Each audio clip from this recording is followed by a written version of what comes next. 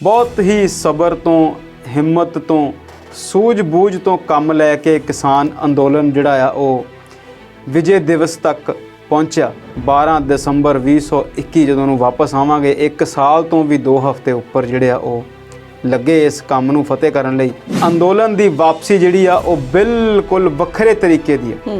ਜਦੋਂ ਜਾ ਰਹੇ ਸੀ ਉਦੋਂ ਬਹੁਤ ਸਾਰਾ ਜੋਸ਼ ਸੀ, ਬਹੁਤ ਸਾਰੀ ਕਾਹਲ ਸੀ ਤੇ ਇੱਕ ਹੈਰਾਨੀ ਵੀ ਸੀ ਤੇ ਇੱਕ ਭੈ ਵੀ ਸੀ ਕਿ ਕੀ ਹੋਵੇਗਾ। ਹੱਕ ਜਿਨ੍ਹਾਂ ਦੇ ਆਪਣੇ ਆਪੇ ਲੈਣਗੇ, ਹੱਕ ਤੇ ਫਿਰ ਇਵੇਂ ਹੀ ਲੈਣੇ ਪੈਂਦੇ ਨੇ। ਆਪਣੀ ਗੱਲ ਨੂੰ ਸਸ਼ਕਤ ਹੋ ਕੇ, ਸ਼ਕਤੀਵਾਨ ਹੋ ਕੇ, ਸਬਰ ਦੇ ਨਾਲ, ਸੱਚਾਈ ਦੇ ਨਾਲ, ਸਹੀ ਤੱਥਾਂ ਦੇ ਨਾਲ ਜੇ ਤੁਸੀਂ ਮੂਹਰੇ ਰੱਖੋਗੇ ਫੇਰ ਹੀ ਜਿਹੜੇ ਨੇ ਮਸਲੇ ਹੱਲ ਹੁੰਦੇ ਨੇ। ਕੈਪਟਨ ਅਮਰਿੰਦਰ ਸਿੰਘ ਉਹਨਾਂ ਨੇ ਇਹ ਗੱਲ ਕਹੀ ਸੀ ਕਿ ਚਾਹੇ ਉਹ ਕਰਜ਼ਾ ਸੁਸਾਇਟੀ ਦਾ ਹੋਵੇ, ਚਾਹੇ ਉਹ ਆੜ੍ਹਤੀ ਦਾ ਹੋਵੇ, ਚਾਹੇ ਉਹ ਨੈਸ਼ਨਲਾਈਜ਼ ਬੈਂਕ ਦਾ ਹੋਵੇ, ਤੁਹਾਨੂੰ ਫਿਕਰ ਕਰਨ ਦੀ ਲੋੜ ਨਹੀਂ। ਉਹ ਤੁਹਾਡਾ ਜਿਹੜਾ ਕਰਜ਼ਾ ਆ ਉਹ ਮੈਂ ਉਤਾਰੂੰਗਾ ਤੇ ਪੰਜਾਬ ਦੀ ਕਾਂਗਰਸ ਸਰਕਾਰ ਜਿਹੜੀ ਬਣੇਗੀ ਉਹ ਉਤਾਰੇਗੀ। ਢੀਂਡਸਾ ਸਾਹਿਬ ਦਾ ਵੀ ਜਿਹੜਾ ਅਸਰ ਰਸੂਖ ਆ ਉਹ ਕੁਝ ਹਲਕਿਆਂ ਤੱਕ ਸੀਮਤ ਆ, ਉਹਨਾਂ ਨੂੰ ਵੀ ਬਹੁਤੀਆਂ ਸੀਟਾਂ ਦੀ ਬਹੁਤੀ ਲੋੜ ਨਹੀਂ।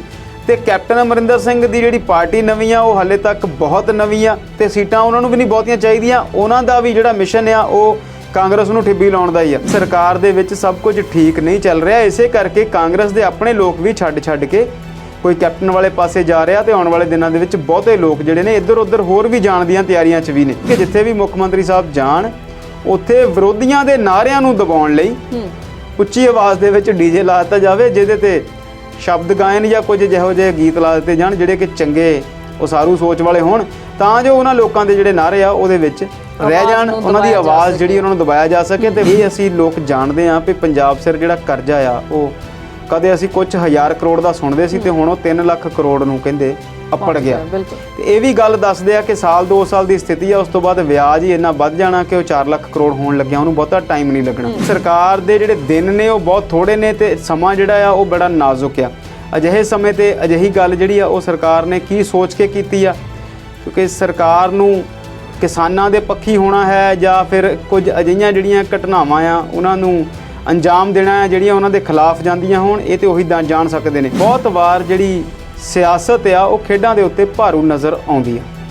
ਦੋ ਦੇਸ਼ਾਂ ਦੀਆਂ ਆਪਸ ਦੇ ਵਿੱਚ ਨਿੱਜੀ ਜਿਹੜੀਆਂ ਰੰਜਿਸ਼ਾਂ ਨੇ ਜਾਂ ਉਹਨਾਂ ਦੋਨਾਂ ਦੇਸ਼ਾਂ ਦੇ ਆਪਸ ਦੇ ਹਾਲਾਤ ਕਿਹੋ ਜਿਹੇ ਨੇ, ਉਹਨਾਂ ਦੇਸ਼ਾਂ ਦੇ ਆਪਸੀ ਰਿਸ਼ਤੇ ਕਿਹੋ ਜਿਹੇ ਨੇ, ਉਹ ਖੇਡਾਂ ਦੇ ਉੱਤੇ ਵੀ ਅਸਰ ਪਾਉਂਦੇ ਨੇ। ਵਿੰਟਰ ਓਲੰਪਿਕਸ ਨੇ ਤੇ ਉਹਨਾਂ ਓਲੰਪਿਕਸ ਦਾ ਜਿਹੜਾ ਆ ਉਹ ਬਾਈਕਾਟ ਅਮਰੀਕਾ ਨੇ ਕਰ ਦਿੱਤਾ ਕਿ ਅਸੀਂ ਆਪਣਾ ਉੱਥੇ ਅਧਿਕਾਰਕ ਤੌਰ ਤੇ ਕੋਈ ਦਲ ਜਿਹੜਾ ਆ ਉਹ ਨਹੀਂ ਭੇਜਾਂਗੇ। ਰਾਜਨੀਤੀ ਜਿਹੜੀ ਆ ਉਹ ਸਾਰੀਆਂ ਚੀਜ਼ਾਂ ਦੇ ਉੱਤੇ ਹਾਵੀ ਰਹਿੰਦੀ ਆ, ਉਸ ਚੀਜ਼ ਦਾ ਇਫੈਕਟ ਜ਼ਰੂਰ ਪੈਂਦਾ ਆ। ਤੇ ਹੁਣ ਦੂਸਰਾ ਪਾਸਾ ਜਦੋਂ ਦੇਖਦੇ ਆ ਤੇ ਚੀਨ ਦਾ ਇਹ ਕਹਿਣਾ ਆ ਕਿ ਇਹ ਜਿਹੜਾ ਸਾਰਾ ਡਰਾਮਾ ਆ ਇਹ ਅਮਰੀਕਾ ਸਿਆਸੀ ਤੌਰ ਤੇ ਕਰ ਰਿਹਾ ਤੇ ਉਹਨਾਂ ਦਾ ਇਹ ਵੀ ਕਹਿਣਾ ਹੈ ਕਿ ਤੁਹਾਨੂੰ ਇਹਦੀ ਕੀਮਤ ਚੁਕਾਉਣੀ ਪਵੇਗੀ। ਬੀਤੇ ਦੇ ਵਿੱਚ ਦੇਖਿਆ ਪਿਛਲੇ 10-15 ਸਾਲ ਦੇ ਵਿੱਚ ਕਿ ਅਮਰੀਕਾ ਬੇਸ਼ੱਕ ਅੱਜ ਵੀ ਦੁਨੀਆ ਦਾ ਤਾਕਤਵਰ ਮੁਲਕ ਆ, ਪਰ ਉਹਦੀ ਤਾਕਤ ਨੂੰ ਜਿਹੜੀ ਚੁਣੌਤੀ ਆ ਉਹ ਚੀਨ ਤੋਂ ਮਿਲਣੀ ਜਿਹੜੀ ਆ ਉਹ ਸ਼ੁਰੂ ਹੋ ਚੁੱਕੀ ਆ।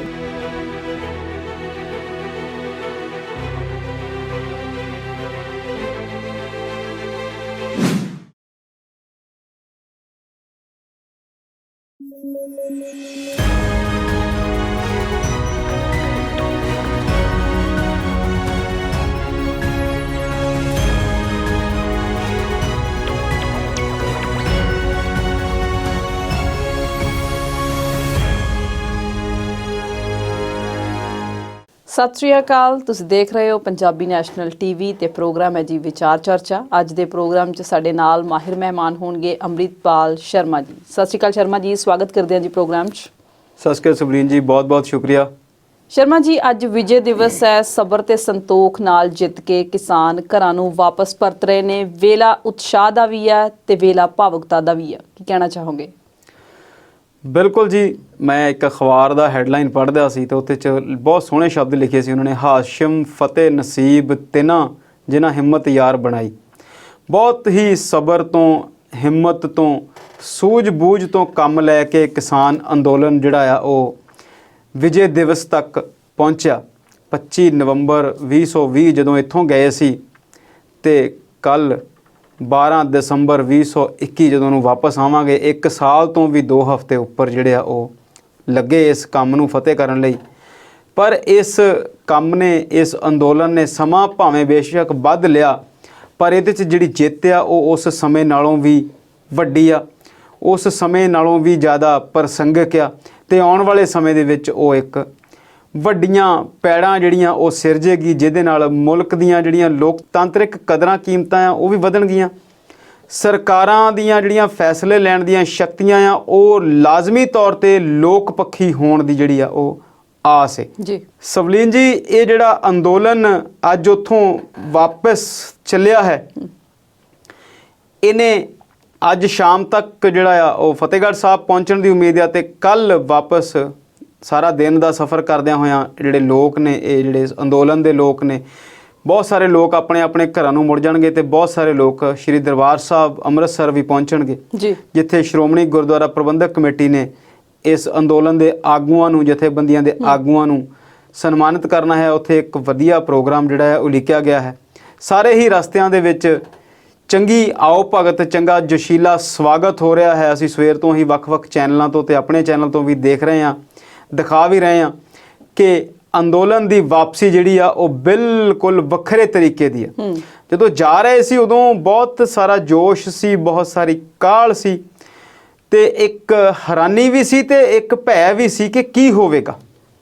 ਹੁਣ ਜਿਹੜਾ ਆ ਉਹ ਜੋਸ਼ ਵੀ ਉਨਾ ਹੀ ਆ, ਹੋਸ਼ ਵੀ ਉਨਾ ਹੀ ਆ ਤੇ ਜਿੱਤ ਦੇ ਜਿਹੜੇ ਭਾਵ ਨੇ। ਇਸ ਸਾਲ ਦੇ ਦੌਰਾਨ ਬਹੁਤ ਸਾਰੇ ਗੀਤ, ਬਹੁਤ ਸਾਰੀਆਂ ਕਵਿਤਾਵਾਂ ਲਿਖੀਆਂ ਗਈਆਂ ਤੇ ਅੱਜ ਉਹ ਸੱਚ ਹੋ ਕੇ ਗਾਈਆਂ ਜਾ ਰਹੀਆਂ। ਇੱਕ ਵੱਖਰਾ ਜਿਹੜਾ ਆ ਉਹ ਮਾਹੌਲ ਹੈ ਤੇ ਸੰਘਰਸ਼ ਜਿਹੜਾ ਆ ਉਹਦੀ ਜਿੱਤ ਐਵੇਂ ਦੀ ਹੀ ਹੋਣੀ ਚਾਹੀਦੀ ਹੈ ਜੀ। ਸ਼ਾਇਦ ਬਹੁਤ ਸਾਰੇ ਲੋਕਾਂ ਨੇ ਬਹੁਤ ਸਮੇਂ ਤੇ ਸੰਘਰਸ਼ ਕੀਤੇ ਹੋਣਗੇ। ਵੱਖ-ਵੱਖ ਯੂਨੀਅਨਸ ਨੇ ਆਪਣੇ ਆਪਣੇ ਮਹਿਕਮਿਆਂ ਦੇ ਵਿੱਚ ਆਪਣੀਆਂ ਆਪਣੀਆਂ ਮੰਗਾਂ ਨੂੰ ਲੈ ਕੇ ਕੁਝ ਸੰਘਰਸ਼ ਵਿੱਢੇ, ਬਹੁਤੇ ਜਿੱਤੇ, ਕਈ ਵਾਰ ਉਹ ਜਿਹੜੇ ਆ ਉਹ ਨਹੀਂ ਵੀ ਜਿੱਤੇ ਗਏ। ਪਰ ਇਸ ਸੰਘਰਸ਼ ਦੀ ਕਿਉਂਕਿ ਜਿਹੜੀ ਇਹਦੀ ਜਿਹੜਾ ਦਾਇਰਾ ਸੀ ਉਹ ਬਹੁਤ ਵੱਡਾ ਸੀ, ਇਹਦਾ ਜਿਹੜਾ ਏਰੀਆ ਆਫ ਕੰਸਰਨ ਸੀ, ਕਿੰਨੇ ਲੋਕਾਂ ਨੂੰ ਇਹ ਸੰਘਰਸ਼ ਪ੍ਰਭਾਵਿਤ ਕਰਦਾ ਸੀ ਤੇ ਉਹ ਤੁਸੀਂ ਕਹਿ ਸਕਦੇ ਆ ਕਿ ਉਹ ਸਾਰੀ ਦੀ ਸਾਰੀ ਮਨੁੱਖਤਾ ਨੂੰ ਪ੍ਰਭਾਵਿਤ ਕਰਦਾ ਸੀ। ਜੀ ਸ਼ਰਮਾ ਜੀ, ਕੁਝ ਮੀਡੀਆ ਰਿਪੋਰਟਸ ਇਹ ਕਹਿ ਰਹੀਆਂ ਨੇ ਕਿ ਜਿਹੜੇ ਜਿੱਤ ਕੇ ਘਰਾਂ ਨੂੰ ਵਾਪਸ ਆ ਰਹੇ ਨੇ ਕਿਸਾਨ, ਉਹ ਮਿਸ਼ਨ ਪੰਜਾਬ ਹੁਣ ਸ਼ੁਰੂ ਕਰਨਗੇ ਕਿਸਾਨਾਂ ਦੀ ਕਰਜ਼ਾ ਮਾਫੀ ਨੂੰ ਲੈ ਕੇ। ਕਿਤੇ ਉਹੀ ਨਾ ਗੱਲ ਹੋਵੇ ਵੀ ਘਰ ਘਰ ਚੱਲੀ ਗੱਲ ਤੇ ਧਰਨਾ ਕਰਦਾ ਮਸਲੇ ਹੱਲ। ਦੇਖੋ, ਇਹ ਤੁਹਾਡੀ ਗੱਲ ਜਿਹੜੀ ਆ ਇਹ ਕੋਈ ਇਹਦੇ ਵਿੱਚ ਕੋਈ ਅਤਕਥਨੀ ਨਹੀਂ। ਉਹ ਕਹਿੰਦੇ ਨੇ ਜੀ ਹੱਕ ਜਿਨ੍ਹਾਂ ਦੇ ਆਪਣੇ ਆਪੇ ਲੈਣਗੇ ਹੱਕ ਤੇ ਫਿਰ ਐਵੇਂ ਹੀ ਲੈਣੇ ਪੈਂਦੇ ਨੇ। ਆਪਣੀ ਗੱਲ ਨੂੰ ਸਸ਼ਕਤ ਹੋ ਕੇ, ਸ਼ਕਤੀਵਾਨ ਹੋ ਕੇ, ਸਬਰ ਦੇ ਨਾਲ, ਸੱਚਾਈ ਦੇ ਨਾਲ, ਸਹੀ ਤੱਥਾਂ ਦੇ ਨਾਲ ਜੇ ਤੁਸੀਂ ਮੂਹਰੇ ਰੱਖੋਗੇ ਫੇਰ ਹੀ ਜਿਹੜੇ ਨੇ ਮਸਲੇ ਹੱਲ ਹੁੰਦੇ ਨੇ।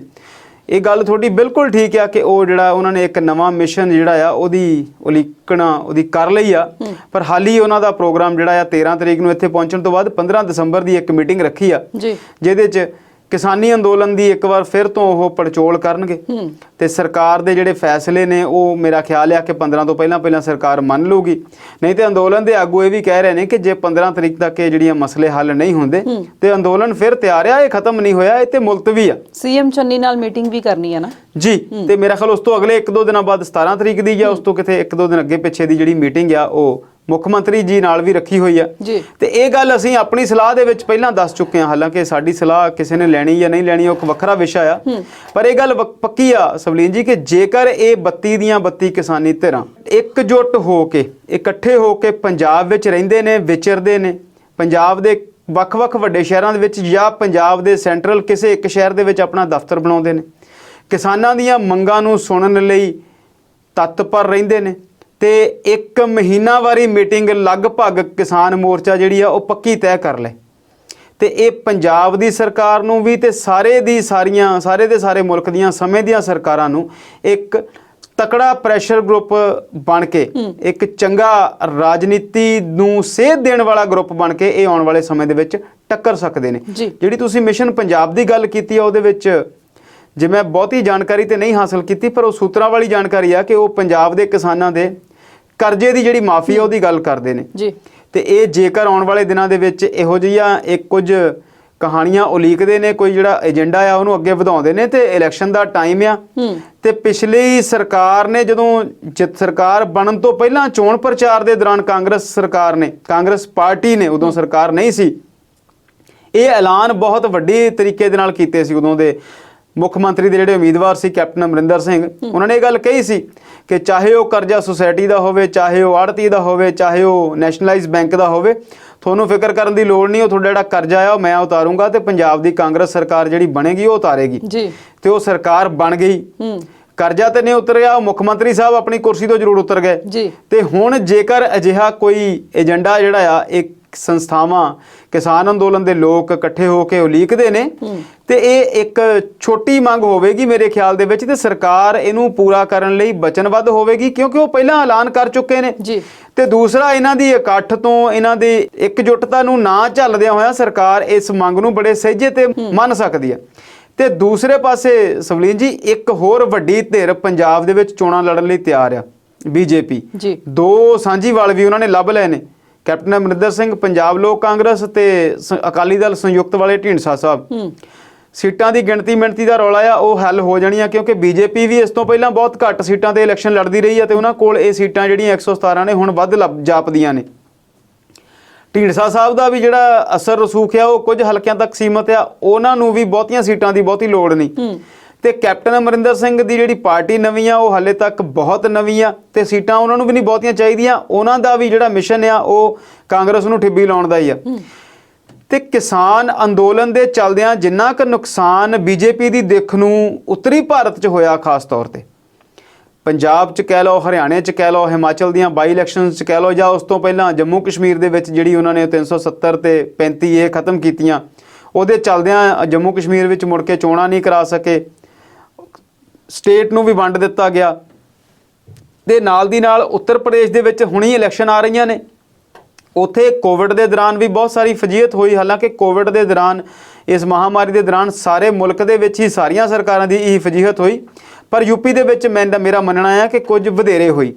ਤੇ ਨਾਲ ਦੀ ਨਾਲ ਉੱਥੇ ਪੰਚਾਇਤ ਇਲੈਕਸ਼ਨਸ ਜਦੋਂ ਹੋਈਆਂ, ਉੱਥੇ ਵੀ ਸੱਤਾਧਾਰੀ ਪਾਰਟੀ ਦਾ ਬਹੁਤ ਵੱਡਾ ਨੁਕਸਾਨ ਜਿਹੜਾ ਉਹ ਦੇਖਣ ਨੂੰ ਸਾਹਮਣੇ ਆਇਆ ਤੇ ਇਲੈਕਸ਼ਨ ਉੱਥੇ ਵੀ ਨੇ। ਤੇ ਬੀਜੇਪੀ ਜੇ ਆਪਣਾ ਕੁਝ ਰਸੂਖ, ਕੁਝ ਵਕਾਰ ਇਸ ਭਾਰਤ ਦੇ ਖਿੱਤੇ ਵਿੱਚ ਬਚਾਉਣਾ ਚਾਹੁੰਦੀ ਆ, ਵਧਾਉਣਾ ਚਾਹੁੰਦੀ ਆ, ਤੇ ਇਹਨੂੰ ਦੇਖਦਿਆਂ ਹੋਇਆਂ ਕਿਸਾਨ ਅੰਦੋਲਨ ਦੇ ਚੱਲਦਿਆਂ ਇਸ ਜਿਹੜੀ ਮਿਸ਼ਨ ਪੰਜਾਬ ਦੀ ਤੁਸੀਂ ਗੱਲ ਕੀਤੀ ਆ, ਪੰਜਾਬ ਦੇ ਵਿੱਚ ਕਿਸਾਨਾਂ ਦੇ ਕਰਜ਼ਿਆਂ ਦੀ ਜਿਹੜੀ ਤੁਸੀਂ ਗੱਲ ਕੀਤੀ ਆ, ਤੇ ਇਸ ਗੱਲ ਦੀ ਜਿਹੜੀ ਚਰਚਾ ਆ ਉਹ ਵੱਡੇ ਪੱਧਰ ਤੇ ਪਹਿਲਾਂ ਵੀ ਚੱਲ ਰਹੀ ਆ ਜੀ। ਬਹੁਤ ਸਾਰੀਆਂ ਕਿਸਾਨੀ ਧਿਰਾਂ, ਬਹੁਤ ਸਾਰੀਆਂ ਸਿਆਸੀ ਧਿਰਾਂ, ਹਾਲਾਂਕਿ ਮੁੱਖ ਮੰਤਰੀ ਸਾਹਿਬ ਨੇ ਵੀ ਇੱਕ ਦਿਨ ਬੀਤੇ ਜਿਹੇ ਕੇਂਦਰ ਸਰਕਾਰ ਨੂੰ ਚਿੱਠੀ ਲਿਖੀ ਸੀ ਕਿ ਪੰਜਾਬ ਉਹਦੇ 'ਚ ਬਣਦਾ ਹਿੱਸਾ ਦੇਵੇਗਾ, ਤੁਸੀਂ ਉਹਦੇ 'ਚ ਆਪਣਾ ਹਿੱਸਾ ਦਿਓ ਤੇ ਪੰਜਾਬ ਦੇ ਕਿਸਾਨਾਂ ਦੇ ਅਸੀਂ ਜਿਹੜੇ ਕਰਜ਼ੇ ਆ ਉਹ ਮਾਫ ਕਰਨੇ ਚਾਹੁੰਦੇ ਆ ਜੀ। ਤੇ ਜੇਕਰ ਕੱਲ ਜਾਂ ਕੱਲ ਤੋਂ ਅਗਲੇ ਦਿਨ, ਜਿਸ ਦਿਨ ਕਿਸਾਨ ਅੰਦੋਲਨ ਅੰਮ੍ਰਿਤਸਰ ਪਹੁੰਚਦਾ ਹੈ, ਉਸ ਤੋਂ ਅਗਲੀ ਮੀਟਿੰਗ ਦੇ ਵਿੱਚ ਕੋਈ ਅਜਿਹਾ ਏਜੰਡਾ ਐਲਾਨਦੇ ਨੇ, ਅਜਿਹੀ ਕੋਈ ਤਿਆਰੀ ਵਿੱਢਦੇ ਨੇ, ਮੁੱਖ ਮੰਤਰੀ ਸਾਹਿਬ ਨਾਲ ਆਉਣ ਵਾਲੀ ਮੀਟਿੰਗ ਦੇ ਵਿੱਚ ਆਪਣੀ ਗੱਲ ਰੱਖਦੇ ਨੇ, ਤੇ ਤੁਹਾਡੀ ਗੱਲ ਜਿਹੜੀ ਆ ਉਹ ਸੱਚ ਹੋ ਸਕਦੀ ਆ। ਹਾਲਾਂਕਿ ਉਹ ਇੱਕ ਵੱਡੀ ਪ੍ਰਾਪਤੀ ਹੋਵੇਗੀ ਕਿ ਜੇਕਰ ਪੰਜਾਬ ਦੇ ਕਿਸਾਨਾਂ ਦੇ ਉੱਤੋਂ ਜਿਹੜਾ ਇੱਕ ਮਾਲੀ ਕਰਜ਼ਾ ਆ, ਇੱਕ ਮਾਲੀ ਬੋਝ ਆ, ਫਾਈਨੈਂਸ਼ੀਅਲ ਕ੍ਰਾਈਸਿਸ ਦੇ ਵਿੱਚ ਆ ਲਗਭਗ ਪੰਜਾਬ ਦੀ ਸਾਰੀ ਖੇਤੀ, ਤੇ ਜੇਕਰ ਸਰਕਾਰਾਂ ਹੋਰ ਵੱਡੇ ਵੱਡੇ ਅਦਾਰਿਆਂ ਦੇ ਲੱਖਾਂ ਕਰੋੜਾਂ ਜਿਹੜੇ ਆ ਮਾਫ ਕਰ ਸਕਦੇ ਨੇ, ਤੇ ਕੁਝ ਕੁ ਹਜ਼ਾਰ ਕਰੋੜ ਰੁਪਈਆ ਜੇ ਪੰਜਾਬ ਦੀ ਕਿਸਾਨੀ ਦਾ ਵੀ ਹੱਲ ਜੇ ਹੋ ਜਾਏ ਤੇ ਇੱਕ ਵੱਡੀ ਗੱਲ ਹੋਵੇਗੀ, ਤੇ ਉਹਦਾ ਕੋਈ ਆਉਣ ਵਾਲੇ ਸਮੇਂ ਦੇ ਵਿੱਚ ਕਿਸਾਨੀ ਨੂੰ ਉਹਦਾ ਵੱਡਾ ਫਾਇਦਾ ਹੋ ਸਕਦਾ ਜੀ। ਸ਼ਰਮਾ ਜੀ, ਕਿਸਾਨਾਂ ਦੀ ਵਾਪਸੀ ਖੁਸ਼ੀ ਦਾ ਹੁਲਾਰਾ ਦਿੰਦੀ ਆ, ਪਰ ਥੋੜੀ ਜਿਹੀ ਤੰਗੀ ਵਾਲੀ ਗੱਲ ਇਹ ਆ ਕਿ 15 ਦਸੰਬਰ ਨੂੰ ਟੋਲ ਪਲਾਜ਼ੇ ਵੀ ਖੁੱਲ ਰਹੇ ਨੇ। ਦੇਖੋ, ਇਹਨੂੰ ਤੁਸੀਂ ਤੰਗੀ ਵਾਲੀ ਗੱਲ ਕਹਿ ਸਕਦੇ ਆ, ਠੀਕ ਆ। ਕਈ ਵਾਰ ਅਸੀਂ ਜਦੋਂ ਸੋਚਦੇ ਆ ਇਦਾਂ ਕਿ ਹੁਣ ਅਸੀਂ ਇੱਦਾਂ ਲੰਘਿਆ ਹੁੰਦੇ ਆ ਤੇ ਫਿਰ ਉੱਥੇ ਟੋਲ ਪਲਾਜ਼ੇ ਜਿਹੜੇ ਨੇ ਔਨ ਹੋ ਜਾਣੇ ਨੇ, ਪਰ ਜੇ ਅਸੀਂ ਇਹਨੂੰ ਦੂਜੇ ਪਾਸੇ ਤੋਂ ਦੇਖੀਏ ਤੇ ਇਹ ਉਹਨਾਂ ਕੰਪਨੀਆਂ ਦੇ ਟੋਲ ਪਲਾਜ਼ੇ ਨੇ ਜਿਨ੍ਹਾਂ ਨੇ ਉਹ ਸੜਕਾਂ ਜਿਹੜੀਆਂ ਆ ਪੈਸੇ ਖਰਚ ਕੇ ਤੇ ਬਣਾਈਆਂ, ਤੇ ਉਹਨਾਂ ਦਾ ਜਨਤਾ ਨੂੰ ਤਾਂ ਫਿਕਰ ਪਿਆ ਨਾ। ਦੇਖੋ, ਹੁਣ ਜੇ ਤੁਸੀਂ ਜਿਸ ਚੀਜ਼ ਦੀ ਵਰਤੋਂ ਕਰਨੀ ਆ ਤੇ ਉਹਦਾ ਤੁਹਾਨੂੰ ਟੈਕਸ ਤੇ ਫਿਰ ਉੱਥੇ ਦੇਣਾ ਹੀ ਪੈਣਾ, ਉਸ ਚੀਜ਼ ਦੇ ਜਿਹੜੇ ਪੈਸੇ ਨੇ ਉਹ ਤਾਂ ਦੇਣੇ ਹੀ ਪੈਣਗੇ। ਬਿਲਕੁਲ ਇੱਕ ਪੰਜਾਬ ਦੀ ਵੱਡੀ ਖਬਰ ਆ, ਬਹੁਤ ਦਿਨਾਂ ਤੋਂ ਇਸ ਗੱਲ ਦੀ ਚਰਚਾ ਚੱਲਦੀ ਸੀ। ਜਿਸ ਦਿਨ ਤੋਂ ਅੰਦੋਲਨ ਵਾਪਸ ਹੋਇਆ ਉਸ ਦਿਨ ਹੀ ਸੋਸ਼ਲ ਮੀਡੀਆ ਦੇ ਉੱਤੇ ਸਾਰੀਆਂ ਚੀਜ਼ਾਂ ਚੱਲਣ ਲੱਗ ਗਈਆਂ ਸੀ ਕਿ ਅੰਦੋਲਨ ਖਤਮ ਹੋ ਗਿਆ, ਹੁਣ ਆਪਣੇ ਜਿਹੜੇ ਰੀਚਾਰਜ ਵਾਲੇ ਟੈਗ ਨੇ ਕਾਰਾਂ ਦੇ ਉੱਤੇ ਲੱਗੇ ਹੋਏ ਨੇ, ਫਾਸਟ ਟੈਗ, ਉਹਨਾਂ ਨੂੰ ਰੀਚਾਰਜ ਕਰਵਾਓ ਕਿਉਂਕਿ ਟੋਲ ਜਿਹੜੇ ਲੱਗਣੇ ਸ਼ੁਰੂ ਹੋ ਜਾਣਗੇ। ਤੇ ਟੋਲ ਦੇ ਨਾਲ ਨਾਲ ਉਹ ਅਦਾਰੇ ਵੀ ਜਿਹੜੇ ਨੇ ਸ਼ੁਰੂ ਹੋ ਜਾਣਗੇ, ਜਿਹੜੇ ਵੱਖ-ਵੱਖ ਕਾਰਪੋਰੇਟ ਅਦਾਰਿਆਂ ਦੇ ਅੱਗੇ ਜਿਹੜੇ ਨੇ ਲੱਗੇ ਹੋਏ ਨੇ ਧਰਨੇ ਕਿਸਾਨਾਂ ਦੇ 15 ਤਰੀਕ ਨੂੰ, ਉਹ ਵੀ ਸਾਰੇ ਚੁੱਕੇ ਜਾਣਗੇ, ਤੇ ਨਾਲ ਦੀ ਨਾਲ ਫਿਰ ਸੜਕਾਂ ਜਿਹੜੀਆਂ ਦੇ ਉੱਤੇ ਟੋਲ ਪਲਾਜ਼ੇ ਨੇ ਉਹ ਚੱਲ ਜਾਣਗੇ। ਤੇ ਆਉਣ ਵਾਲੇ ਦਿਨਾਂ ਦੇ ਵਿੱਚ ਉਹਨਾਂ ਦੇ ਉੱਤੇ ਜਿਹੜੀ ਫੀਸ ਆ ਉਹ ਵੀ ਵਧਾਈ ਜਾਊਗੀ, ਕਿਉਂਕਿ ਉਹ ਮੇਰਾ ਖਿਆਲ ਆ 2 ਸਾਲ ਸਾਲ ਕੁ ਤਾਂ ਕਰੀਬ ਪੂਰਾ ਹੀ ਹੋ ਗਿਆ ਕਿ ਉਹ ਬੰਦ ਨੇ। ਭਰਪਾਈ ਵੀ ਕੀਤੀ ਜਾਊਗੀ, ਹੁਣ ਉਸ ਅਮਾਊਂਟ ਦੀ ਭਰਪਾਈ ਵੀ ਕੀਤੀ ਜਾਊਗੀ, ਤੇ ਹੋ ਸਕਦਾ ਚੁੱਪ ਚਪੀਤੇ ਹੀ ਸਰਕਾਰਾਂ ਉਹਨਾਂ ਦੀ ਕੁਝ ਟੈਨਿਓਰ ਜਿਹੜੀ ਆ ਉਹਨਾਂ ਦੀ ਜਿਹੜੀ ਸਮਾਂ ਸੀਮਾ ਜਿਹੜੀ ਆ, ਮੰਨ ਲਓ ਇੱਕ ਟੋਲ ਕਿਸੇ ਸੜਕ ਦੇ ਉੱਤੇ 15 ਸਾਲ ਹੀ ਲੱਗਿਆ ਹੋਇਆ ਤੇ 1 ਸਾਲ ਉਹ ਬੰਦ ਰਿਹਾ, ਤੇ ਉਹਦੇ ਐਵਜ ਦੇ ਵਿੱਚ ਉਹਨੂੰ 2 ਸਾਲ ਲਈ ਜਾਂ 2 ਸਾਲ ਤੋਂ ਵੱਧ ਸਮੇਂ ਲਈ ਵੀ ਵਧਾ ਸਕਦੇ ਨੇ। ਤੇ ਫੀਸਸ ਦੇ ਵਿੱਚ ਵਾਧਾ ਤੇ ਵੈਸੇ ਵੀ ਉਹ ਥੋੜੇ ਦੇਰ ਬਾਅਦ ਕਰਦੇ ਰਹਿੰਦੇ ਸੀ, ਤੇ ਹੁਣ ਉਹ ਇੱਕਦਮ ਹੋ ਜਾਏਗਾ ਸਾਰਾ। ਇਹਨੂੰ ਤੁਸੀਂ ਠੀਕ ਆ ਤੰਗੀ ਵਾਲਾ ਪੱਖ ਵੀ ਕਹਿ ਸਕਦੇ, ਪਰ ਨਾਰਮਲ ਪ੍ਰਕਿਰਿਆ ਆ। ਜੇਕਰ ਅੰਦੋਲਨ ਖਤਮ ਹੋਇਆ ਆ ਤੇ ਉਹ ਜਿਹੜੇ ਕਿਸਾਨ ਪੰਜਾਬ ਦੇ ਵਿੱਚ ਧਰਨਿਆਂ ਤੇ ਬੈਠੇ ਸੀ ਟੋਲ ਪਲਾਜ਼ੇ ਦੇ ਉੱਤੇ ਜਾਂ ਫਿਰ ਕੁਝ ਵੱਖਰੇ ਵਪਾਰਕ ਅਦਾਰਿਆਂ ਦੇ ਅੱਗੇ, ਉਹਨਾਂ ਨੇ ਵੀ ਉੱਠਣਾ ਆ ਉੱਥੋਂ, ਤੇ ਉਹ ਜਿਹੜਾ ਇੱਕ ਸਿਸਟਮ ਆ ਉਹਨੇ ਸਿਸਟਮ 'ਚ ਆਉਣਾ ਹੀ ਆ ਜੀ। ਜੀ ਗੱਲਬਾਤ ਦਾ ਦੌਰ ਇਸੇ ਤਰ੍ਹਾਂ ਜਾਰੀ ਰੱਖਾਂਗੇ, ਪਰ ਇਸ ਵੇਲੇ ਵੇਲਾ ਹੋ ਗਿਆ ਇੱਕ ਛੋਟੀ ਜਿਹੀ ਬ੍ਰੇਕ ਦਾ। ਜਲਦ ਹਾਜ਼ਰ ਹੁੰਨੇ ਆ।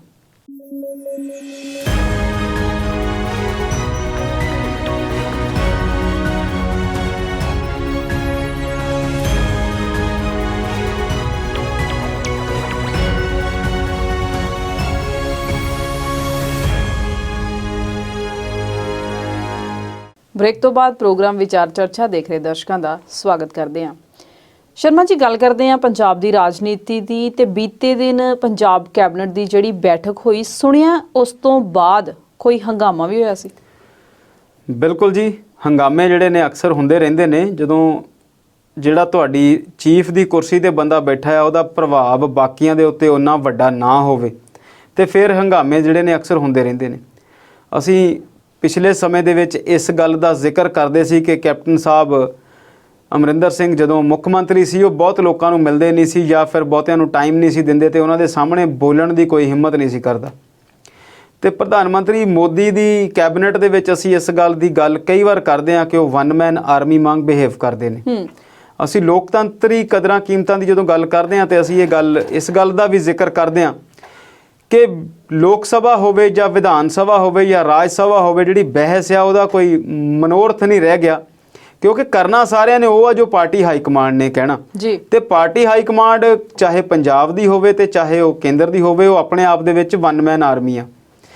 ਪਰ ਪੰਜਾਬ ਦੇ ਵਿੱਚ ਅਸੀਂ ਬੀਤੇ ਦਿਨਾਂ ਦੇ ਵਿੱਚ ਵੀ ਦੇਖਿਆ ਕਿ ਜਦੋਂ ਮੁੱਖ ਮੰਤਰੀ ਸਾਹਿਬ ਯੂਨੀਵਰਸਿਟੀ ਇੱਕ ਦੇ ਵਿੱਚ ਗਏ ਸੀ ਕਿਸੇ ਫੰਕਸ਼ਨ ਦੇ ਵਿੱਚ, ਤੇ ਉੱਥੇ ਉਹਨਾਂ ਦੇ ਸਾਹਮਣੇ ਹੀ ਇੱਕ MLA ਜਿਹੜਾ ਆ ਉਹਨਾਂ ਦੇ ਨਾਲ ਉਹਨਾਂ ਦੇ ਸਾਹਮਣੇ ਨਾਲ ਦੇ ਸੀਟ ਦੇ ਉੱਤੇ ਬੈਠੇ ਵਾਈਸ ਚਾਂਸਲਰ ਸਾਹਿਬ ਦੇ ਉੱਤੇ ਅਭੱਦਰ ਭਾਸ਼ਾ ਦਾ ਪ੍ਰਯੋਗ ਕਰਦਾ ਦੇਖਿਆ ਗਿਆ। ਤੇ ਕੱਲ ਜਿਹੜੀ ਬੀਤੇ ਦਿਨੀ ਕੈਬਨਿਟ ਦੀ ਮੀਟਿੰਗ ਹੋਈ ਆ, ਹਾਲਾਂਕਿ ਕੈਬਨਿਟ ਦੀ ਮੀਟਿੰਗ ਠੀਕ ਠਾਕ ਰਹੀ। ਕੈਬਨਿਟ ਦੇ ਵਿੱਚ ਉਹ ਜਿਹੜੇ ਬਿਜਲੀ ਦੇ ਰੇਟਾਂ ਨੂੰ ਲੈ ਕੇ ਕੁਝ ਫੈਸਲੇ ਸੀ, ਉਹਨਾਂ ਦੇ ਉੱਤੇ ਚਰਚਾ ਹੋਈ, ਇੱਕ ਦੋ ਹੋਰ ਮਸਲਿਆਂ ਦੇ ਉੱਤੇ ਚਰਚਾ ਹੋਈ, ਤੇ ਉਹ ਜਿਹੜੇ ਫੈਸਲੇ ਸੀ ਉਹ ਲਾਗੂ ਕਰ ਦਿੱਤੇ ਗਏ। ਤੇ ਨਾਲ ਦੀ ਨਾਲ ਜਦੋਂ ਕੈਬਨਿਟ ਦੀ ਮੀਟਿੰਗ ਖਤਮ ਹੋ ਗਈ, ਹਲੇ ਲੋਕ ਉੱਥੇ ਬੈਠੇ ਸੀ ਕੁਝ, ਤੇ ਉਸ ਵੇਲੇ ਪੰਜਾਬ ਦੇ ਮੰਤਰੀ ਨੇ, ਉਹ ਤਕਨੀਕੀ ਸਿੱਖਿਆ ਮੰਤਰੀ ਰਾਣਾ ਗੁਰਜੀਤ ਸਿੰਘ, ਉਹਨਾਂ ਨੇ ਗ੍ਰਹਿ ਮੰਤਰੀ ਦੇ ਸਾਹਮਣੇ ਬੈਠਿਆਂ ਕੁਝ ਵੱਡੇ ਆਰੋਪ ਜਿਹੜੇ ਆ ਉਹ ਮੀਟਿੰਗ ਦੇ ਵਿੱਚ ਹੀ ਲਾ ਦਿੱਤੇ ਕਿ ਇੱਥੇ ਤੇ ਜਿਹੜੇ SSP ਨੇ ਉਹ ਪੈਸੇ ਦੇ ਕੇ ਲਾਏ ਜਾਂਦੇ ਨੇ। ਇੱਕ ਵੱਡਾ ਆਰੋਪ ਸੀ ਜਿਹੜਾ ਕਿ ਬਹੁਤ ਉੱਚੀ ਆਵਾਜ਼ ਦੇ ਵਿੱਚ ਲਾਇਆ ਗਿਆ। ਤੇ ਸਾਰੇ ਦਰਸ਼ਕ ਜਾਣਦੇ ਨੇ ਕਿ ਰਾਣਾ ਗੁਰਜੀਤ ਆਪਣੀ ਜਿਹੜੀ ਬੋਲੀ ਆ ਉਹਦੇ ਤੇ ਬਹੁਤ ਸਾਰੀਆਂ ਚੀਜ਼ਾਂ ਕਈ ਵਾਰ ਇੱਦਾਂ ਬੋਲ ਜਾਂਦੇ ਨੇ ਕਿ ਜਿਹੜੀਆਂ ਉਹ ਫਿਰ ਵਿਰੋਧ ਦਾ ਕਾਰਨ, ਜਾਂ ਤੁਸੀਂ ਕਹਿ ਸਕਦੇ ਆ ਕਿ ਉਹ ਆਪਣੇ ਆਪ ਦੇ ਵਿੱਚ ਇੱਕ ਕਹਾਣੀ ਜਿਹੜੀ ਆ ਉਹ ਬਣ ਜਾਂਦੀ ਆ।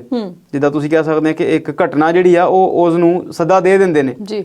ਉਹਨਾਂ ਦਾ ਬੇਟੇ ਇੱਕ ਵੱਖਰੇ ਹਲਕੇ ਦੇ ਵਿੱਚ ਜਿਹੜਾ ਡੇਰਾ ਜਮਾ ਕੇ ਬੈਠੇ ਨੇ, ਤੇ ਉਹ ਇੱਕ ਟਿਕਟ ਦੀ ਮੰਗ ਕਰਦੇ ਨੇ ਰਾਣਾ। ਤੇ ਰਾਣਾ ਜੀ ਆਪ ਵਜ਼ਾਰਤ ਤੋਂ ਕਾਫੀ ਸਮਾਂ ਬਾਹਰ ਰਹੇ, ਕਾਫੀ ਦੋਸ਼ ਉਹਨਾਂ ਦੇ ਉੱਤੇ ਲੱਗਦੇ ਰਹਿ ਗਏ। ਸੁਖਪਾਲ ਖਹਿਰਾ ਨੇ ਉਹਨਾਂ ਦੇ ਖਿਲਾਫ ਕਾਫੀ ਦੋਸ਼ ਲਾਏ, ਜਿਹੜੇ ਉਹਨਾਂ ਨੂੰ ਰੇਤ ਮਾਈਨਿੰਗ ਦੇ ਨਾਲ ਜੋੜਦੇ ਸੀ, ਇਸ ਕਰਕੇ ਉਹਨਾਂ ਨੂੰ ਕੈਪਟਨ ਵਜ਼ਾਰਤ ਚੋਂ ਅਸਤੀਫਾ ਦੇਣਾ ਪਿਆ ਸੀ। ਬਾਅਦ ਵਿੱਚ ਜਦੋਂ ਚੰਨੀ ਵਜ਼ਾਰਤ ਬਣੀ ਤੇ ਉਹ ਇਹਦੇ ਵਿੱਚ ਸ਼ਾਮਲ ਹੋ ਗਏ, ਫਿਰ ਉਹਨਾਂ ਨੂੰ ਮਿਨਿਸਟਰੀ ਵੀ ਦੇ ਦਿੱਤੀ ਗਈ। ਤੇ ਹੁਣ ਉਹਨਾਂ ਨੇ ਜਿਹੜੇ ਡਿਪਟੀ ਮੁੱਖ ਮੰਤਰੀ ਜਿਨ੍ਹਾਂ ਕੋਲ ਗ੍ਰਹਿ ਵਿਭਾਗ ਹੈ, ਰੰਧਾਵਾ ਸਾਹਿਬ, ਉਹਨਾਂ ਦੇ ਸਾਹਮਣੇ ਬੈਠ ਕੇ ਇਹ ਆਰੋਪ ਲਾ ਦਿੱਤੇ ਕਿ ਇੱਥੇ ਜ਼ਿਲ੍ਹਿਆਂ ਦੇ ਵਿੱਚ ਜਿਹੜੀ SSPs ਦੀ ਤੈਨਾਤੀ ਆ ਉਹ ਪੈਸੇ ਲੈ ਕੇ ਜਿਹੜੀ ਆ ਉਹ ਹੁੰਦੀ ਆ।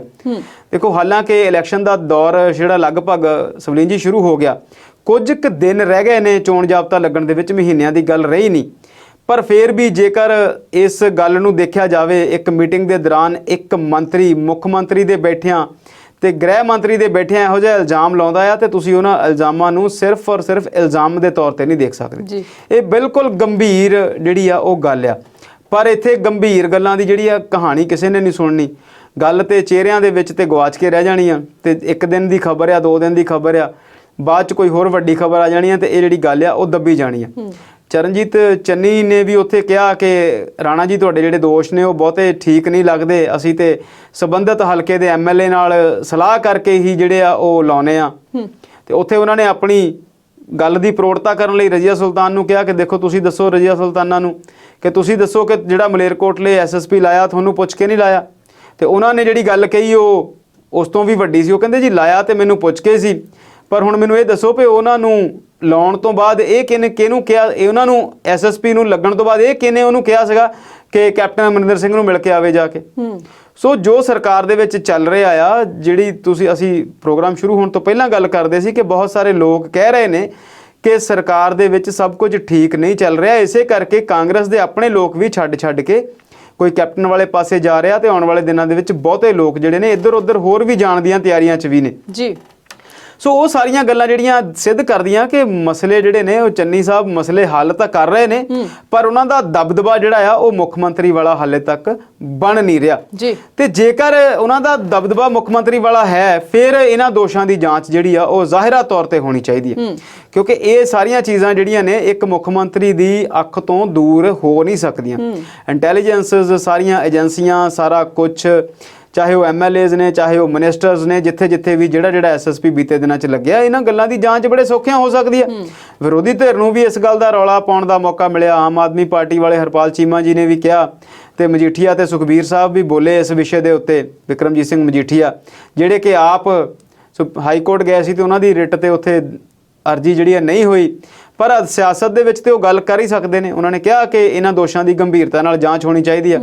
ਤੇ ਰੰਧਾਵਾ ਸਾਹਿਬ ਨੂੰ ਵੀ ਹਾਲਾਂਕਿ ਉਹਨਾਂ ਨੇ ਸਪਸ਼ਟਤਾ ਦਿੱਤੀ, ਉੱਥੇ ਬੋਲੇ ਵੀ ਬਹੁਤ ਕੁਝ, ਕਹਿੰਦੇ ਆ ਕਿ ਉਹ ਬਹੁਤ ਗੁੱਸੇ 'ਚ ਬੋਲੇ ਤੇ ਆਵਾਜ਼ ਜਿਹੜੀ ਸੀਗੀ ਉਹ ਕਮਰੇ ਤੋਂ ਬਾਹਰ ਵੀ ਸੁਣਦੀ ਸੀ, ਬਾਅਦ ਵਿੱਚ ਦਰਵਾਜ਼ਾ ਬੰਦ ਕਰ ਦਿੱਤਾ ਗਿਆ। ਪਰ ਦੇਖੋ ਹੁਣ ਜੋ ਹਾਲਾਤ ਨੇ ਉਸ ਸਮੇਂ ਦੇ ਦੌਰਾਨ ਜੇਕਰ ਤੁਸੀਂ ਇਹੋ ਜਿਹੀਆਂ ਗੱਲਾਂ ਕਰੋਗੇ, ਚਾਹੇ ਇਹਨਾਂ ਦੇ ਵਿੱਚ ਕੁਝ ਸੱਚਾਈ ਹੋਵੇ ਚਾਹੇ ਨਾ ਹੋਵੇ, ਪਰ ਇਹ ਗੱਲਾਂ ਤੁਹਾਡਾ ਅਕਸ ਖਰਾਬ ਕਰਨ ਲਈ ਕਾਫੀ ਸਿੱਧ ਹੋ ਸਕਦੀਆਂ ਨੇ ਜੀ। ਜੇਕਰ ਤੁਸੀਂ ਸੱਤਾ ਦੇ ਵਿੱਚ ਵਾਪਸੀ ਚਾਹੁੰਦੇ ਆ ਤੇ ਫਿਰ ਤੁਹਾਨੂੰ ਇਹਨਾਂ ਸਾਰੀਆਂ ਚੀਜ਼ਾਂ ਦੇ ਉੱਤੇ ਧਿਆਨ ਰੱਖਣਾ ਪਵੇਗਾ।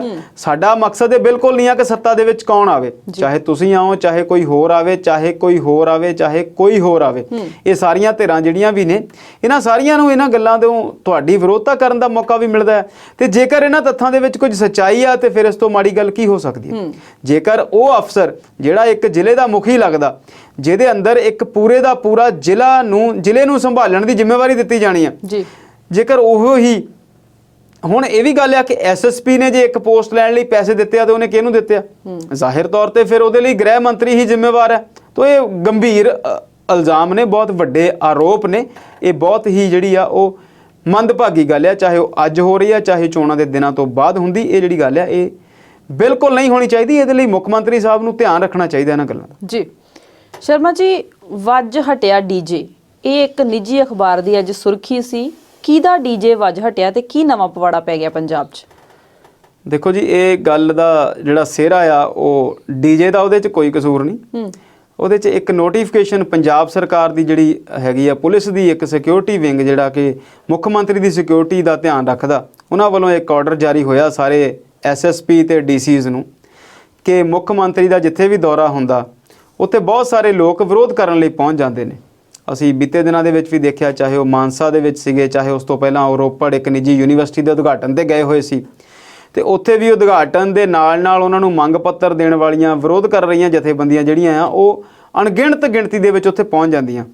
ਤੇ ਉਹ ਨੋਟੀਫਿਕੇਸ਼ਨ ਇਸ ਤਰ੍ਹਾਂ ਦਾ ਸੀਗਾ ਸਵਲੀਨ ਜੀ ਕਿ ਜਿੱਥੇ ਵੀ ਮੁੱਖ ਮੰਤਰੀ ਸਾਹਿਬ ਜਾਣ, ਉੱਥੇ ਵਿਰੋਧੀਆਂ ਦੇ ਨਾਅਰਿਆਂ ਨੂੰ ਦਬਾਉਣ ਲਈ ਉੱਚੀ ਆਵਾਜ਼ ਦੇ ਵਿੱਚ ਡੀਜੇ ਲਾ ਦਿੱਤਾ ਜਾਵੇ, ਜਿਹਦੇ ਤੇ ਸ਼ਬਦ ਗਾਇਨ ਜਾਂ ਕੁਝ ਜਿਹੋ ਜਿਹੇ ਗੀਤ ਲਾ ਦਿੱਤੇ ਜਾਣ ਜਿਹੜੇ ਕਿ ਚੰਗੇ ਉਸਾਰੂ ਸੋਚ ਵਾਲੇ ਹੋਣ, ਤਾਂ ਜੋ ਉਹਨਾਂ ਲੋਕਾਂ ਦੇ ਜਿਹੜੇ ਨਾਅਰੇ ਆ ਉਹਦੇ ਵਿੱਚ ਰਹਿ ਜਾਣ, ਉਹਨਾਂ ਦੀ ਆਵਾਜ਼ ਜਿਹੜੀ ਉਹਨਾਂ ਨੂੰ ਦਬਾਇਆ ਜਾ ਸਕੇ। ਤੇ ਇਹੀ ਪਤਾ ਲੱਗੇ ਕਿ ਡੀਜੇ ਲੱਗਿਆ ਹੋਇਆ ਤੇ ਜਿੱਥੇ ਸ਼ਬਦ ਗਾਇਨ ਹੋ ਰਿਹਾ, ਇਹ ਨਾ ਪਤਾ ਲੱਗੇ ਕਿ ਸਰਕਾਰ ਦਾ ਵਿਰੋਧ ਕਰਨ ਵਾਲੇ ਲੋਕ ਵੀ ਜਿਹੜੇ ਉੱਥੇ ਨੇ ਉਹ ਸ਼ਾਮਿਲ ਨੇ। ਕੀ ਲੋਕਾਂ ਨੂੰ ਉਹ ਨਹੀਂ ਦਿਖਦਾ ਜਦੋਂ ਕਾਂਗਰਸ ਦੀ ਰੈਲੀ 'ਚ ਇੱਕ ਪੁਲਿਸ ਵਾਲਾ ਅੰਨਾ ਤਸ਼ੱਦਦ ਕਰਦਾ ਆ ਮੁਜ਼ਾਹਰਾਕਾਰੀਆਂ ਤੇ?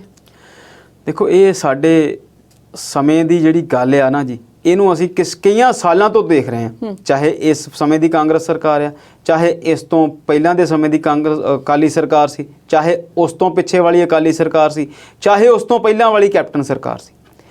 ਇਹ ਕੁਝ ਜਥੇਬੰਦੀਆਂ ਜਿਹੜੀਆਂ ਨੇ ਉਹ ਬਹੁਤ ਹੱਦ ਤੱਕ ਵਿਰੋਧ ਪ੍ਰਦਰਸ਼ਨ ਕਰਦੀਆਂ ਨੇ ਜੀ, ਤੇ ਉਸ ਵਿਰੋਧ ਪ੍ਰਦਰਸ਼ਨ ਨੂੰ ਠੱਲ ਪਾਉਣ ਲਈ ਸਰਕਾਰਾਂ ਕੋਲ ਉਹਨਾਂ ਮਸਲਿਆਂ ਦਾ ਹੱਲ ਕੋਈ ਨਹੀਂ। ਤੁਸੀਂ ਕਿੰਨੇ ਸਾਲਾਂ ਤੋਂ ਸੁਣ ਰਹੇ ਆ ਰਾਜਨੀਤੀ ਦੇ ਵਿੱਚ ਕਿ ਜਿਹੜੇ ਖਜ਼ਾਨਾ ਮੰਤਰੀ ਹੁੰਦੇ ਨੇ ਉਹਨਾਂ ਦਾ ਪੱਕਾ ਡਾਇਲੌਗ ਹੈ ਖਜ਼ਾਨਾ ਖਾਲੀ। ਅੱਜ ਤੁਸੀਂ ਦੇਖੋ, ਚੰਨੀ ਸਾਹਿਬ ਕਹਿੰਦੇ ਖਜ਼ਾਨਾ ਭਰਿਆ ਆ। ਤੁਸੀਂ ਦੇਖਿਓ ਮਾਰਚ ਦੇ ਵਿੱਚ ਨਵੀਂ ਸਰਕਾਰ ਦਾ ਗਠਨ ਹੋਣਾ, ਉਹਨਾਂ ਨੇ ਇਹੀ ਕਹਿਣਾ ਕਿ ਅਸੀਂ ਕੁਝ ਸਮਾਂ ਲਵਾਂਗੇ ਖਜ਼ਾਨੇ ਨੂੰ ਠੀਕ ਕਰਨ ਲਈ। ਤੇ ਜਦੋਂ ਜਿਹੜੀ ਸਰਕਾਰ ਜਾਂਦੀ ਆ, ਜਦੋਂ ਬਦਲ ਕੇ ਆਉਂਦੀ ਹੈ ਤੇ ਉਹ ਕਹਿੰਦੇ ਆ ਕਿ ਖਜ਼ਾਨੇ ਨੂੰ ਕੋਈ ਪ੍ਰੋਬਲਮ ਨਹੀਂ, ਅਸੀਂ ਸਾਰਾ ਕੁਝ ਕਰ ਰਹੇ ਸੀ। ਪਰ ਇਹ ਅਸੀਂ ਲੋਕ ਜਾਣਦੇ ਹਾਂ ਵੀ ਪੰਜਾਬ ਸਿਰ ਜਿਹੜਾ ਕਰਜ਼ਾ ਆ ਉਹ ਕਦੇ ਅਸੀਂ ਕੁਝ ਹਜ਼ਾਰ ਕਰੋੜ ਦਾ ਸੁਣਦੇ ਸੀ ਤੇ ਹੁਣ ਉਹ 3 ਲੱਖ ਕਰੋੜ ਨੂੰ ਕਹਿੰਦੇ ਅੱਪੜ ਗਿਆ। ਤੇ ਇਹ ਵੀ ਗੱਲ ਦੱਸਦੇ ਆ ਕਿ ਸਾਲ 2 ਸਾਲ ਦੀ ਸਥਿਤੀ ਆ, ਉਸ ਤੋਂ ਬਾਅਦ ਵਿਆਜ ਹੀ ਇੰਨਾ ਵੱਧ ਜਾਣਾ ਕਿ ਉਹ 4 ਲੱਖ ਕਰੋੜ ਹੋਣ ਲੱਗਿਆ, ਉਹਨੂੰ ਬਹੁਤਾ ਟਾਈਮ ਨਹੀਂ ਲੱਗਣਾ। ਅਸੀਂ ਬੀਤੇ ਦਿਨੀ ਜ਼ਿਕਰ ਕੀਤਾ ਸੀ ਕਿ ਮੁੱਖ ਮੰਤਰੀ ਚਰਨਜੀਤ ਚੰਨੀ ਨੇ 3 ਮਹੀਨਿਆਂ ਦੇ ਦੌਰਾਨ ਹੀ 12,700 ਕਰੋੜ ਤੋਂ ਜ਼ਿਆਦਾ ਦਾ ਕਰਜ਼ਾ ਲੈ ਲਿਆ, ਜਿਨ੍ਹਾਂ ਨੂੰ ਤੁਸੀਂ ਭਰੇ ਖਜ਼ਾਨੇ ਵਾਲੇ ਕਹਿੰਦੇ ਆ, ਉਹਨਾਂ ਨੇ ਵੀ 11,000 ਕਰੋੜ ਦੇ ਕਰੀਬ ਕਰਜ਼ਾ 2-3 ਮਹੀਨਿਆਂ 'ਚ ਉਹ ਲੈ ਲਿਆ ਜੀ। ਇਹਨੂੰ ਤੁਸੀਂ ਇਦਾਂ ਸਮਝੋ ਕਿ ਉਹ ਡੀਜੇ ਲਾਉਣ ਦੇ ਨਾਲ ਮਸਲਾ ਹੱਲ ਨਹੀਂ ਹੋਣਾ। ਫਿਰ ਕੱਲ ਹੀ ਉਹਨਾਂ ਨੇ ਆਪਣੇ ਹੀ ਇੱਕ ਭਾਸ਼ਣ ਦੇ ਵਿੱਚ, ਇੱਕ ਜਗ੍ਹਾ ਦੇ ਉੱਤੇ ਸਮਾਗਮ ਦੇ ਵਿੱਚ ਮੁੱਖ ਮੰਤਰੀ ਨੇ ਕਿਹਾ ਕਿ ਪੈਨਸ਼ਨਾਂ ਜਿਹੜੀਆਂ ਨੇ ਬਹਾਲ ਹੋਣੀਆਂ ਚਾਹੀਦੀਆਂ ਨੇ। ਅਸੀਂ ਜਾਣਦੇ ਹਾਂ ਕਿ ਸਰਕਾਰੀ ਤੌਰ ਤੇ ਪੈਨਸ਼ਨਸ ਜਿਹੜੀਆਂ ਅਟਲ ਬਿਹਾਰੀ ਵਾਜਪੇਈ ਦੇ ਦੌਰ 'ਚ ਖਤਮ ਹੋਈਆਂ। ਕਾਰਪੋਰੇਟ ਯੁੱਗ ਦੀ ਸ਼ੁਰੂਆਤ ਹਾਲਾਂਕਿ ਨਰਸਿਮਹਾ ਰਾਓ ਦੇ ਸਮੇਂ ਤੋਂ ਹੋ ਗਈ, ਉਸ ਤੋਂ ਪਹਿਲਾਂ ਮੁਕਤ ਵਪਾਰ ਨਹੀਂ ਸੀ ਇਹਨਾਂ ਤੇ ਸਰਕਾਰੀ ਜਿਹੜੇ ਅਦਾਰੇ ਸੀ ਉਹੀ ਕੰਮ ਕਰਦੇ ਸੀ।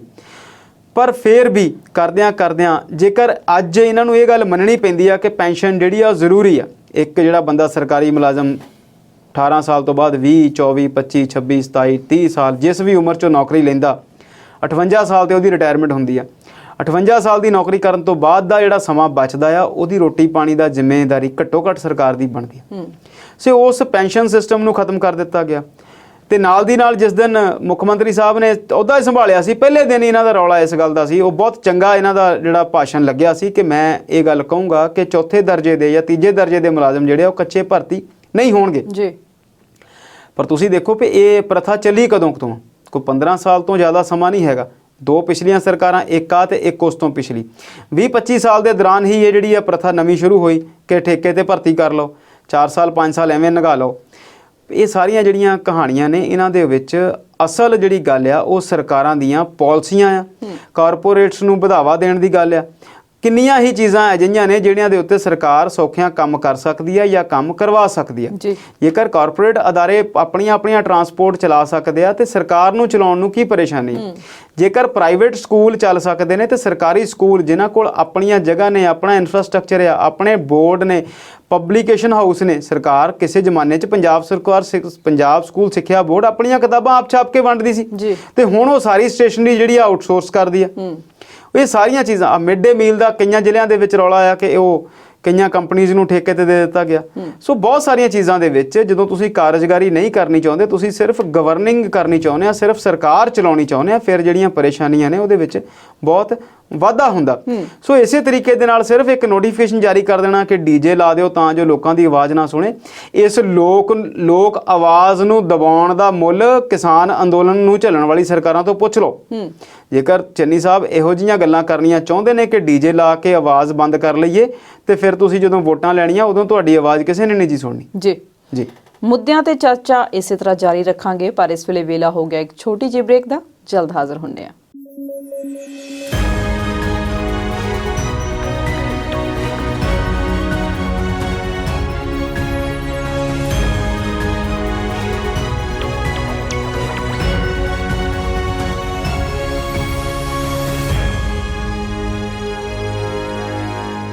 ਬ੍ਰੇਕ ਤੋਂ ਬਾਅਦ ਵਿਚਾਰ ਚਰਚਾ ਦੇਖ ਰਹੇ ਦਰਸ਼ਕਾਂ ਦਾ ਸਵਾਗਤ ਕਰਦੇ ਹਾਂ।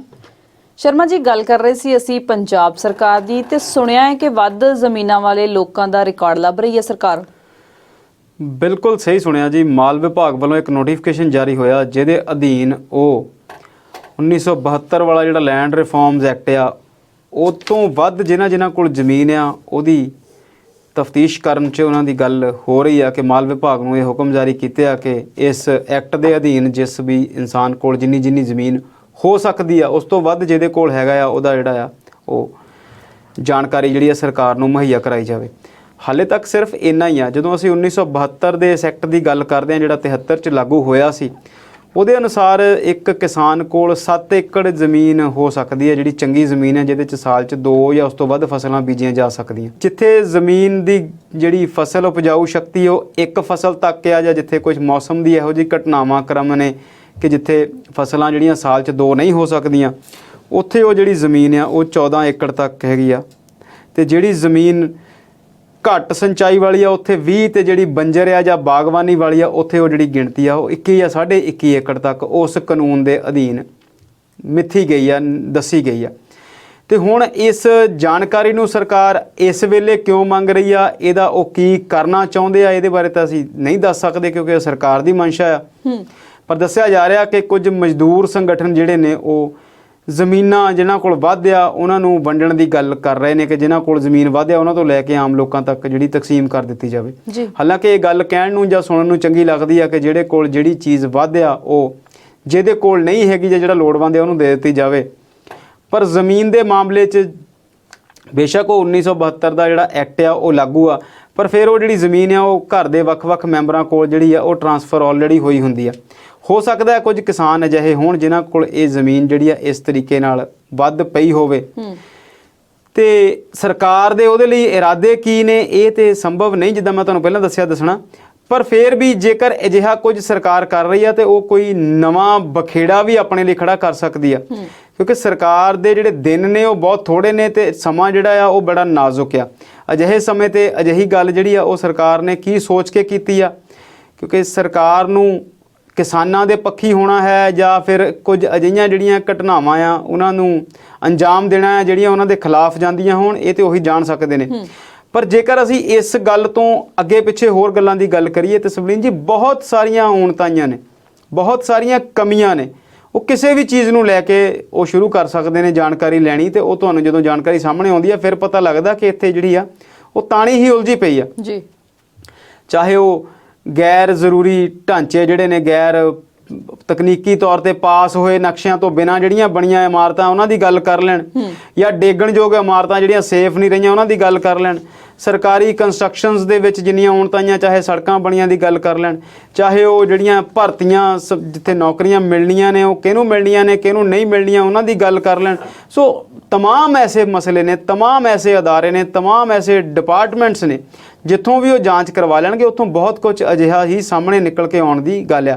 मैनूं एक गल याद आई कि एक आफिसर सी SSP साहब यूपी दे विच, उन्होंने किसी बहुत वड्डे MLA दे उत्ते जां वड्डे जिहड़ा सियासी अधिकारी सी उहदे ते कोई परचा दर्ज कर दिता।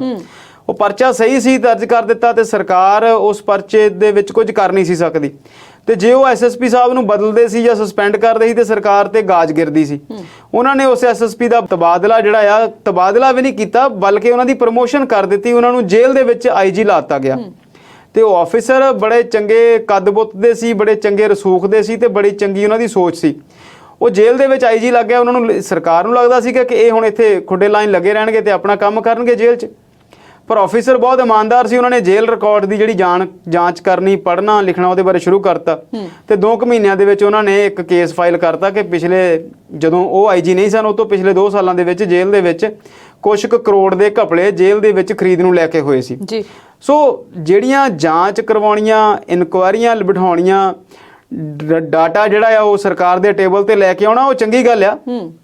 ਪਰ ਗੱਲ ਇਹ ਆ ਵੀ ਅਸੀਂ ਕਈ ਵਾਰ ਗੱਲ ਕਰਦੇ ਹਾਂ ਕਿ ਉਸ ਚੀਜ਼ ਦਾ ਜਿਹੜਾ ਸਮਾਂ ਆ ਉਹ ਵੀ ਸਹੀ ਹੋਣਾ ਚਾਹੀਦਾ ਤੇ ਉਹਦੇ ਲਈ ਫਿਰ ਤੁਹਾਡੇ ਕੋਲ ਇੱਕ ਪ੍ਰੋਪਰ ਪਲਾਨ ਹੋਣਾ ਚਾਹੀਦਾ ਕਿ ਤੁਸੀਂ ਉਹਦੇ ਲਈ ਕਰਨਾ ਕੀ ਚਾਹੁੰਦੇ ਜੀ। ਜੀ ਸ਼ਰਮਾ ਜੀ, ਅਗਲੇ ਵਰੇ ਚੀਨ ਦੇ ਬੀਜਿੰਗ ਦੇ ਵਿੱਚ ਵਿੰਟਰ 올림픽ਸ ਹੋਣ ਜਾ ਰਹੀਆਂ ਨੇ। 5 ਮੁਲਕਾਂ ਨੇ ਇਹਨਾਂ ਦਾ ਬਾਈਕਾਟ ਕਰਤਾ ਆ ਤੇ ਚੀਨ ਕਹਿ ਰਿਹਾ ਭਾਈ ਇਸ ਬਾਈਕਾਟ ਦਾ ਤੁਹਾਨੂੰ ਜਿਹੜਾ ਹਰਜ਼ਾਨਾ ਭੁਗਤਣਾ ਪਊਗਾ। ਕੀ ਹੈ ਜੀ ਪੂਰਾ ਮਾਮਲਾ? ਦੇਖੋ ਸਵਲੀਨ ਜੀ, ਜਦੋਂ ਅਸੀਂ ਖੇਡਾਂ ਦੀ ਗੱਲ ਕਰਦੇ ਹਾਂ ਤੇ ਅਸੀਂ ਕੁਝ ਪੱਕੇ ਦੋਸਤ ਤੇ ਪੱਕੇ ਦੁਸ਼ਮਣ ਦੇਖਦੇ ਹਾਂ। ਜਦੋਂ ਆਸਟ੍ਰੇਲੀਆ ਦਾ ਇੰਗਲੈਂਡ ਨਾਲ ਜਾਂ ਆਸਟ੍ਰੇਲੀਆ ਦਾ ਨਿਊਜ਼ੀਲੈਂਡ ਨਾਲ ਮੁਕਾਬਲਾ ਹੁੰਦਾ ਤੇ ਉੱਥੇ ਬੜੀ ਜਿਹੜੀ ਆ ਉਹ ਚਗਿਆੜੀਆਂ ਨਿਕਲਦੀਆਂ ਉਸ ਮੈਚ ਦੇ ਵਿੱਚ। ਭਾਰਤ ਦਾ ਪਾਕਿਸਤਾਨ ਨਾਲ ਜਿਹੜਾ ਮੁਕਾਬਲਾ ਹੁੰਦਾ ਉੱਥੇ ਹਾਲਾਤ ਜਿਹੜੇ ਆ ਉਹ ਜੰਗ ਵਰਗੇ ਬਣੇ ਹੁੰਦੇ ਨੇ। ਇੱਥੇ ਇਦਾਂ ਤੁਸੀਂ ਕਹਿ ਸਕਦੇ ਆ ਕਿ ਬਹੁਤ ਵਾਰ ਜਿਹੜੀ ਸਿਆਸਤ ਆ ਉਹ ਖੇਡਾਂ ਦੇ ਉੱਤੇ ਭਾਰੂ ਨਜ਼ਰ ਆਉਂਦੀ ਆ। 2 ਦੇਸ਼ਾਂ ਦੀਆਂ ਆਪਸ ਦੇ ਵਿੱਚ ਨਿੱਜੀ ਜਿਹੜੀਆਂ ਰੰਜਿਸ਼ਾਂ ਨੇ ਜਾਂ ਉਹਨਾਂ ਦੋਨਾਂ ਦੇਸ਼ਾਂ ਦੇ ਆਪਸ ਦੇ ਹਾਲਾਤ ਕਿਹੋ ਜਿਹੇ ਨੇ, ਉਹਨਾਂ ਦੇਸ਼ਾਂ ਦੇ ਆਪਸੀ ਰਿਸ਼ਤੇ ਕਿਹੋ ਜਿਹੇ ਨੇ, ਉਹ ਖੇਡਾਂ ਦੇ ਉੱਤੇ ਵੀ ਅਸਰ ਪਾਉਂਦੇ ਨੇ। ਜ਼ਾਹਿਰਾ ਤੌਰ ਤੇ ਉਹਨਾਂ ਦੀ ਅਸਰ ਪੈਣਾ ਜਿਹੜਾ ਉਹ ਸੁਭਾਵਿਕ ਆ। ਇਸੇ ਤਰੀਕੇ ਨਾਲ ਬੀਜਿੰਗ ਦੇ ਵਿੱਚ 올림픽ਸ ਨੇ 2022 ਦੇ ਵਿੱਚ ਜਿਹੜੀਆਂ ਤੁਸੀਂ ਕਹਿੰਦੇ ਆ ਕਿ ਵਿੰਟਰ 올림픽ਸ ਨੇ ਤੇ ਉਹਨਾਂ 올림픽ਸ ਦਾ ਜਿਹੜਾ ਆ ਉਹ ਬਾਈਕਾਟ ਅਮਰੀਕਾ ਨੇ ਕਰ ਦਿੱਤਾ ਕਿ ਅਸੀਂ ਆਪਣਾ ਉੱਥੇ ਅਧਿਕਾਰਕ ਤੌਰ ਤੇ ਕੋਈ ਦਲ ਜਿਹੜਾ ਆ ਉਹ ਨਹੀਂ ਭੇਜਾਂਗੇ। ਹਾਲਾਂਕਿ ਉਹਨਾਂ ਨੇ ਇਹ ਵੀ ਕਿਹਾ ਕਿ ਕੁਝ ਖਿਡਾਰੀ ਜੇ ਜਾਣਾ ਚਾਹੁਣ ਤੇ ਉਹ ਜਾ ਸਕਦੇ ਨੇ ਪਰ ਉਹ ਅਫੀਸ਼ੀਅਲ ਅਮਰੀਕਾ ਵੱਲੋਂ ਉਹ ਨਹੀਂ ਹੋਣਗੇ। ਤੇ ਅਸੀਂ ਜਾਣਦੇ ਹਾਂ ਵਰਲਡ ਪੋਲਿਟਿਕਸ ਦੇ ਵਿੱਚ ਜਾਂ ਅੰਤਰਰਾਸ਼ਟਰੀ ਰਾਜਨੀਤੀ ਦੇ ਵਿੱਚ ਜਿਹੜੀ ਗੱਲ ਅਮਰੀਕਾ ਨੇ ਕਰਨੀ ਆ ਇੰਗਲੈਂਡ ਨੇ ਤੇ ਫਿਰ ਉਹ ਕਰ ਹੀ ਦੇਣੀ ਆ। ਸੋ ਇਸੇ ਗੱਲ ਨੂੰ ਦੇਖਦੇ ਹੋਇਆ ਇੰਗਲੈਂਡ ਨੇ ਵੀ ਆਪਣਾ ਦਲ ਉੱਥੇ ਨਾ ਭੇਜਣ ਦਾ ਫੈਸਲਾ ਕੀਤਾ।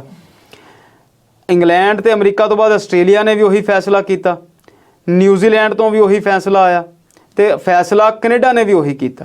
ਜਿਸ ਗੱਲ ਤੋਂ ਫਿਰ ਇੱਕ ਅੰਤਰਰਾਸ਼ਟਰੀ ਪੱਧਰ ਦਾ ਜਿਹੜਾ ਆਯੋਜਨ ਆ ਉਹਦੇ ਫਿੱਕੇ ਹੋਣ ਦੀ ਸੰਭਾਵਨਾ ਬਣ ਜਾਂਦੀ ਹੈ ਜੀ, ਕਿਉਂਕਿ 5 ਦੇਸ਼ ਜਿਹੜੇ ਨੇ ਉਹ ਵੱਡੇ ਨੇ ਤੇ ਸਪੋਰਟਸ ਦੀ ਨਜ਼ਰੀਏ ਤੋਂ, ਖੇਡਾਂ ਦੇ ਪਾਸੇ ਤੋਂ ਜਦੋਂ ਧਿਆਨ ਦੇਖੀਏ ਤਾਂ ਉੱਥੋਂ ਵੀ ਅਮਰੀਕਾ, ਇੰਗਲੈਂਡ, ਕੈਨੇਡਾ, ਆਸਟ੍ਰੇਲੀਆ ਤੇ ਨਿਊਜ਼ੀਲੈਂਡ ਜਿਹੜੇ ਨੇ ਉਹ ਵੱਡੇ ਐਥਲੀਟ ਜਾਂ ਵੱਡੀਆਂ ਜਿਹੜੀਆਂ ਚੈਂਪੀਅਨਸ਼ਿਪਸ ਨੇ ਜਾਂ 올림픽ਸ ਦੀਆਂ ਜਿਹੜੀਆਂ ਇਵੈਂਟਸ ਨੇ ਉਹਨਾਂ ਦੇ ਵਿੱਚ ਜੇਤੂ ਹੁੰਦੇ ਨੇ। ਤਾਂ ਜੇਕਰ ਇਹ ਨਹੀਂ ਜਾਣਗੇ ਤੇ 올림픽ਸ ਦਾ ਜਿਹੜਾ ਦ੍ਰਿਸ਼ ਆ ਉਹ ਜ਼ਾਹਿਰਾ ਤੌਰ ਤੇ ਥੋੜਾ ਜਿਹਾ ਫਿੱਕਾ ਜਿਹੜਾ ਉਹ ਨਜ਼ਰ ਆਵੇਗਾ ਜੀ। ਇਹਦੇ ਪਿੱਛੇ ਕਾਰਨ ਨਿਊਜ਼ੀਲੈਂਡ ਨੇ ਕੋਵਿਡ ਨੂੰ ਕਾਰਨ ਦੱਸਿਆ ਆ ਤੇ ਅਮਰੀਕਾ ਤੇ ਚੀਨ ਵਾਲੀ ਗੱਲ ਅਸੀਂ ਸਮਝਦੇ ਹਾਂ ਕਿ ਉੱਥੇ ਜਿਹੜੀ ਇੱਕ ਇਹਨਾਂ ਦੀ ਇੱਕ ਵਪਾਰਕ ਜੰਗ ਛਿੜੀ ਹੋਈ ਆ, ਉਹਨੂੰ ਵੀ ਲੈ ਕੇ ਕੁਝ ਸਮੱਸਿਆਵਾਂ ਨੇ।